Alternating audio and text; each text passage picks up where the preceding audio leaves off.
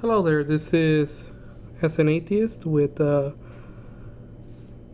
What You Seek forums, here to bring you the review of the Parnis automatic power reserve wristwatch. Um, First up, let's give you I'm gonna give you a heads up with Parnis and what to expect whenever you buy a Parnis branded watch.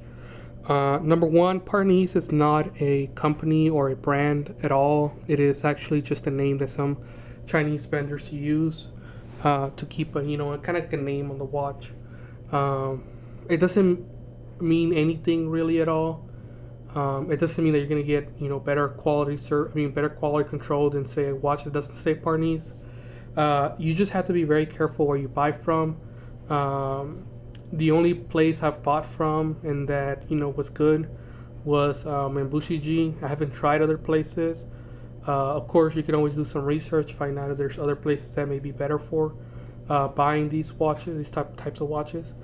Now, most of the Parnis branded watches are homages, either homages to different brands, Swiss brands. It could be a Panerai, it could be in this case IWC. This watch is is a kind of a copy of the IWC Portuguese Power Reserve watch, with one major difference. This particular watch, this Parnis watch, has an open balance wheel, an open heart balance wheel, where you can actually see the balance wheel and the escapement system. Now, it isn't a tourbillon. This is not a tourbillon. A tourbillon is a completely different complication, way more complicated, way more difficult to do than an open heart configuration. An open heart configuration, all it really needs is that there's two little openings made on the front of the watch and in the back of the watch so you can actually see the balance wheel. It doesn't mean anything else. I mean, it's not anything, it doesn't add to the complication of making the movement. Continuing on with the watch, let's talk about the watch specs. What is it? It's a 43 millimeter wide dial. 43 millimeter wide dial. Its height is, I'm not sure what the height is. I'll go ahead and post that spec on the video. The watch straps come with black leather watch straps. They're very cheap. Maybe they are genuine leather. I'm not really sure. I don't really care. They look like crap. I went ahead and put give me a sec. I went ahead and fitted some much nicer strap from Crown & Buckle. This is the Lotus strap. It's a notebook leather, light brown color. Very soft, incredibly comfortable. Well worth the $25 that I paid for it. I paid $25 because I got it on Cyber Monday sale. Originally, though, they're going for about 33 to 35, maybe a little bit more, if depending on what kind of watch strap you're looking for. And I believe the size also matters in the price. I'm not entirely sure. You can check that. But that's crownandbuckle.com in case you guys are interested. Crownandbuckle.com. The other thing is, this watch was bought from Mambushiji. As I said, it's the only other place I've bought from. This is the only place I've bought from, at least Parnis watches. So, your mileage may vary. These are Chinese merchant. Now, the reason why I'm able to say, Mambushiji is because he does have a history of, if the watch comes out bad, that he will return it and, give you a replacement. So you at least have some kind of assurance there, some kind of proof that at least he does accept returns in case something bad happens. And with these Chinese watches, the quality control isn't like Seiko, it isn't like Citizen, it isn't like Orient, it isn't like Tissot, Hamilton, Christopher Ward, all these other much more expensive brands, or even about the same price brands. They're huge companies that are dealing in hundreds of thousands of watches, and they can afford to keep quality control very high. Chinese vendors rarely can afford to keep control quality high. You only have like Seagull, Beijing company, Shanghai that are able to keep quality control high enough for you to be safe.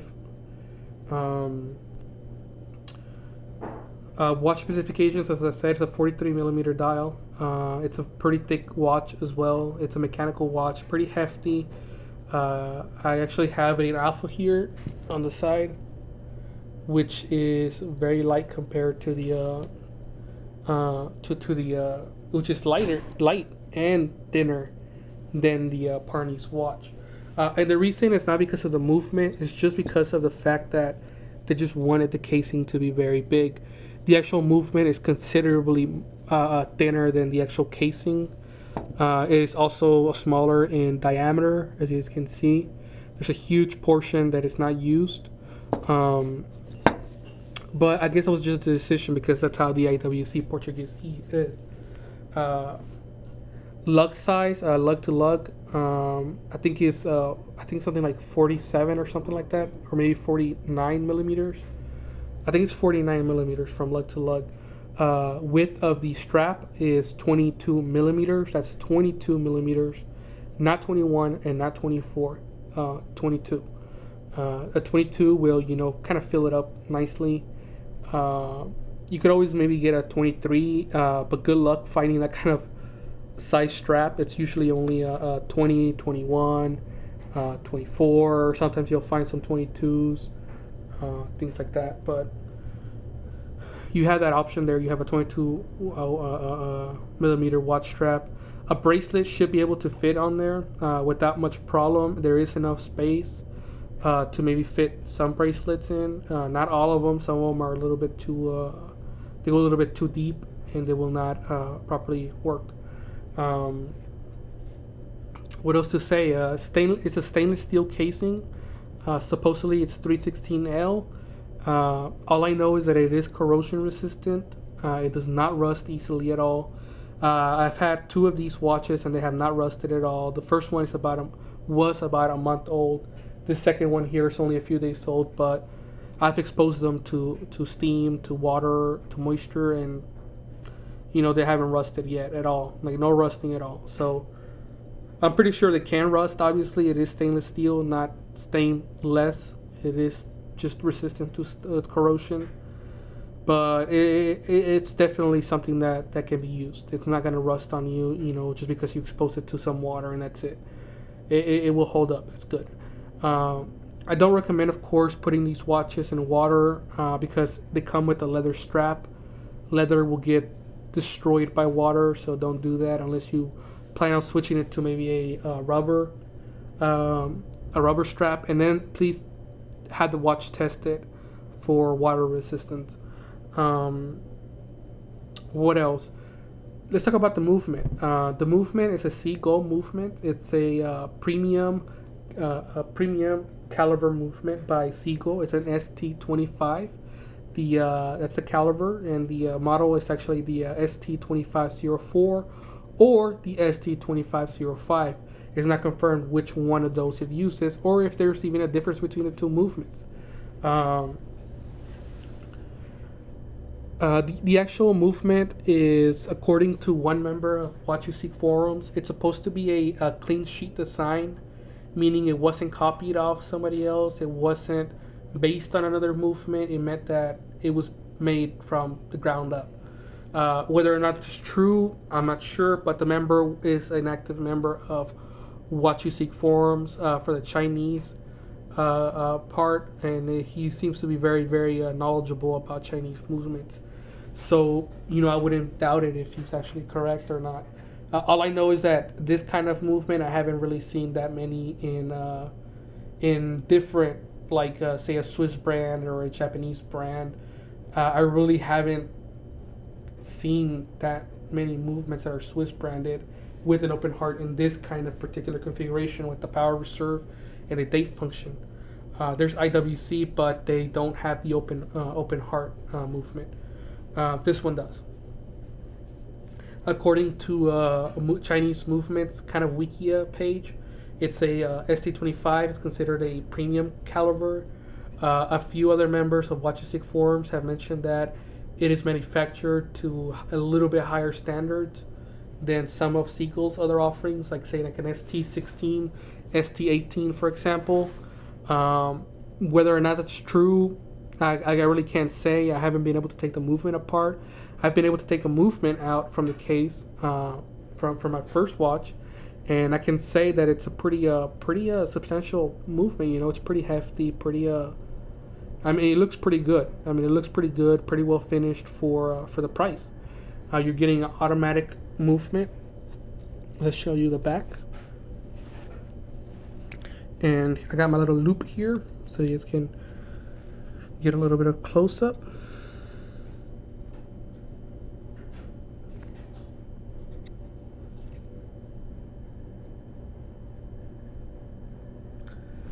I'm very sorry, you guys. It's just very difficult for me to get this thing to focus properly. The camera itself already doesn't focus very well as is.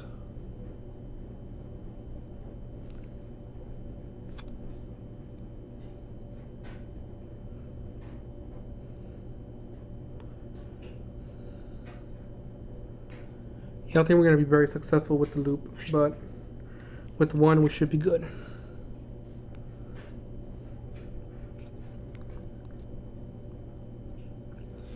You can see there the rotor and then the oscillating weight.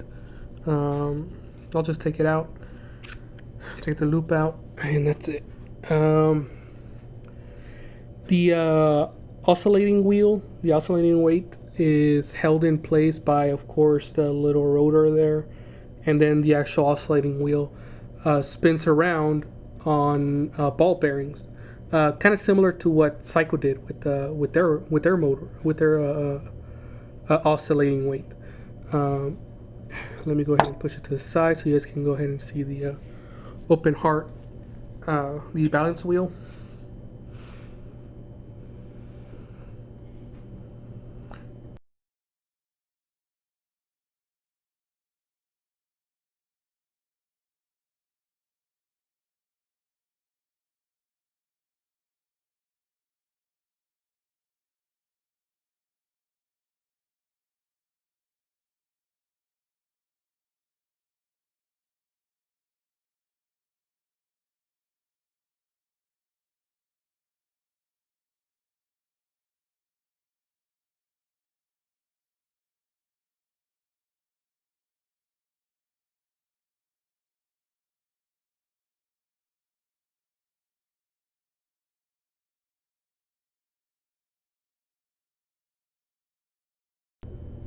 And let's take that back, put it back onto its front.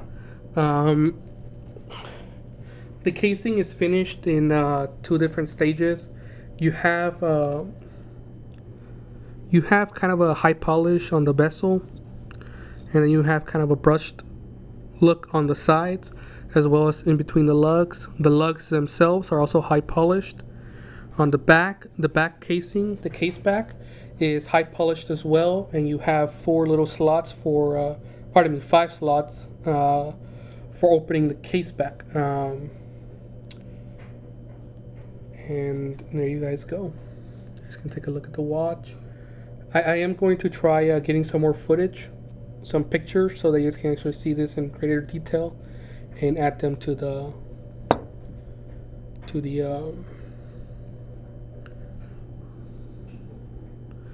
and I'll add them to the video. These are some nice leather straps, crown and buckle, and this is from Menbuchiji. That's Menbuchiji. I'll go ahead and put a link on the side, linking you guys to the watch. And right now this watch is going on a Christmas special from Menbuchiji for $50 shipped. That's shipped to the United States. I don't know if he'll do ship to other countries, but I know that the United States is a free shipping. The shipping he uses is Hong Kong. The free shipping he uses is Hong Kong Post, airmail Hong Kong Post, not EMS. EMS is much faster, but it costs $25.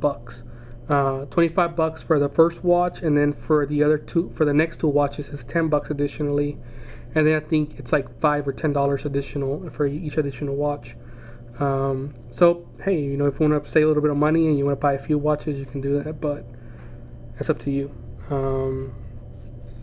for 50 bucks, I really don't think, I think it's going to be very tough to beat this kind of watch. You get a very nice movement. So far the movement accuracy is really good. I would still like some time more though before I try to release any numbers.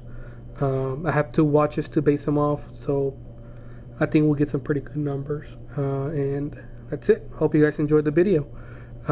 Be sure to hit like or dislike depending on if you liked it or not. Be sure to subscribe if you want to see more videos. Alright, bye.